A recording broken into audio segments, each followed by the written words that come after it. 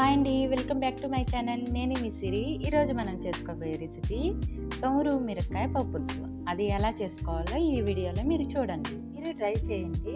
ముందుగా లైక్ చేయడం మర్చిపోకండి. వీడియోలోకి వెళ్ళిపోదాం. ముందుగా ఒక దబర పెట్టుకొని, దబర లేదా కుక్కర్ పెట్టుకోండి. 3 స్పూన్స్ ఆయిల్ యాడ్ చేసుకోండి.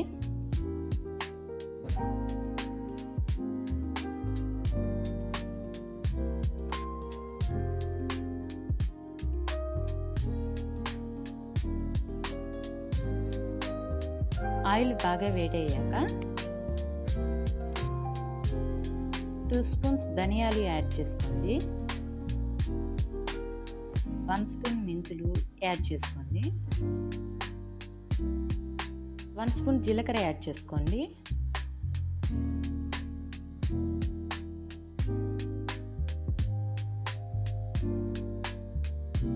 ఎండుమిర్చి 20 యాడ్ చేసుకోండి. ఒక ఉల్లిపాయని సన్నగా కట్ చేసుకుని యాడ్ చేసుకోండి.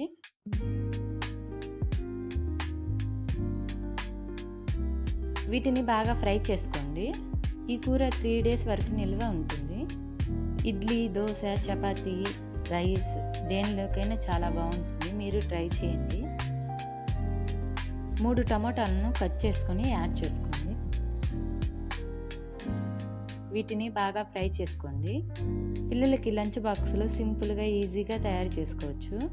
ఈ కర్రీలోకి బెండకాయ ఫ్రై, వంకాయ ఫ్రై, ఉల్లగడ్డ ఫ్రై, ఎండి చేప వేంపుడు, అప్పలం, వడియాలు, కోడిగుడ్డు పొరుటు నంచుకొని తింటే సూపర్గా ఉంటుంది. ఏ కూర చేయాలో తెలియనప్పుడు ఈ కూర అయితే సూపర్గా సింపుల్గా చేసుకునేయచ్చు.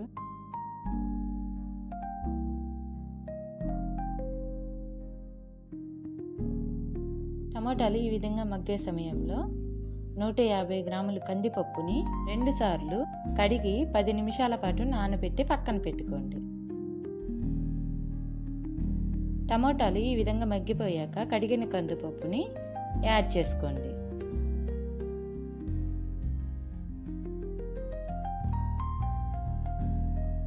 పది నిమిషాల పాటు ఫ్రై చేసుకోండి.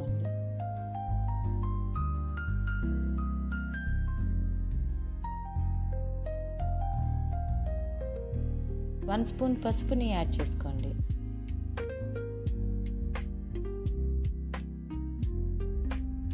వీటిని బాగా కలుపుకోండి.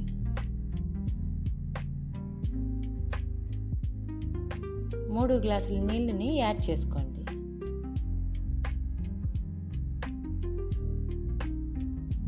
ఒకసారి కూర మొత్తంని బాగా కలుపుకోండి.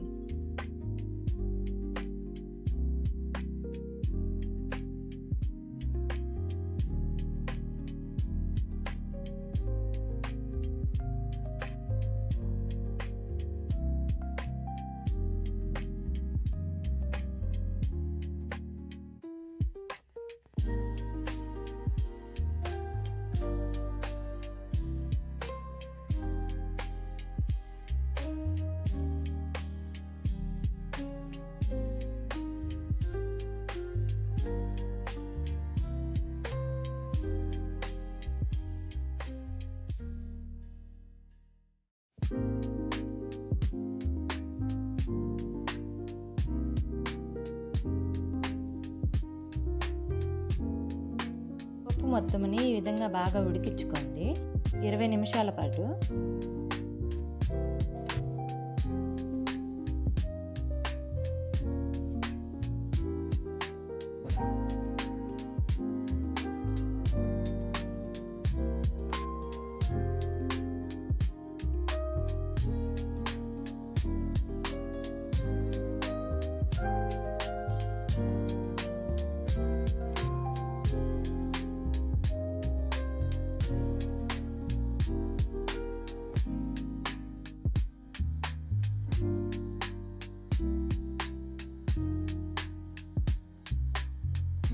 పప్పు ఈ విధంగా ఉడికిపోయాక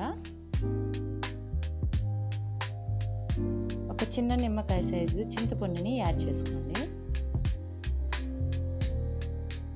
మీరు కుక్కర్లో కనుక చేసుకునే పని అయితే అన్నీ ఒకేసారిగా వేసుకునేసేసి 3 విజిల్స్ పెట్టుకోండి.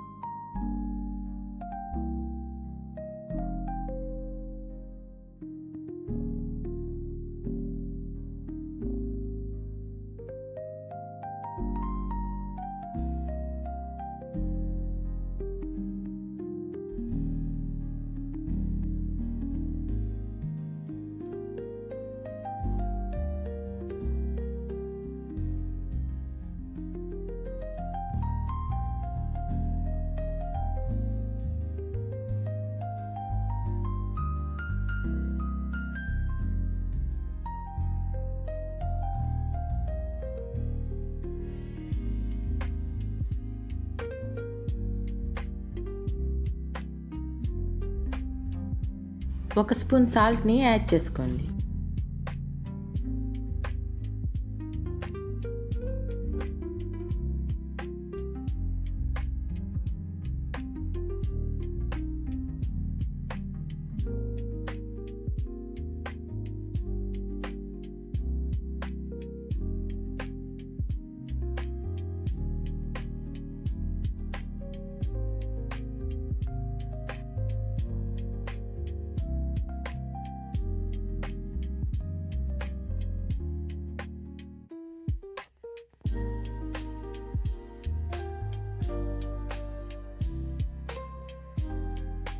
పప్పు ఈ విధంగా ఉడికిపోయాక గ్రైండ్ చేసుకోవాలి. గ్రైండ్ చేసుకున్న పప్పుని ట్రాన్స్ఫర్ చేసుకోండి వేరే గిన్నెలో.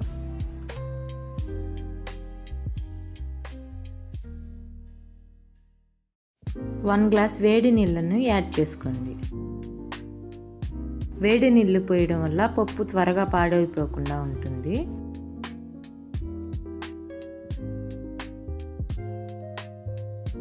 మొత్తం పప్పును ఒకసారి బాగా కలుపుకోండి.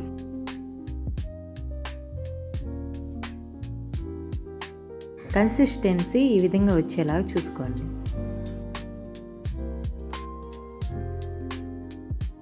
కొంచెం కొత్తిమీరని యాడ్ చేసుకోండి. పప్పులోకి పోపు వేసుకుందాం. ఇప్పుడు ఒక కడాయి పెట్టుకొని కడాయి వేడయ్యాక 1 స్పూన్ ఆయిల్ని యాడ్ చేసుకోండి. ఆయిల్ వేడయ్యాక 1 స్పూన్ ఆవాలని యాడ్ చేసుకోండి. ఆవాలు చిటపట అన్నాక కొంచెం కరివేపాకుని యాడ్ చేసుకోండి. కరివేపాకు ఫ్రై అయిపోయాక పప్పులోకి ట్రాన్స్ఫర్ చేసుకోండి. ఎంతో టేస్టీగా ఉండే సౌరు మిరపకాయ పప్పులుసు రెడీ అయింది. మీరు ట్రై చేసి ఎలా వచ్చిందో కామెంట్లో తెలపండి.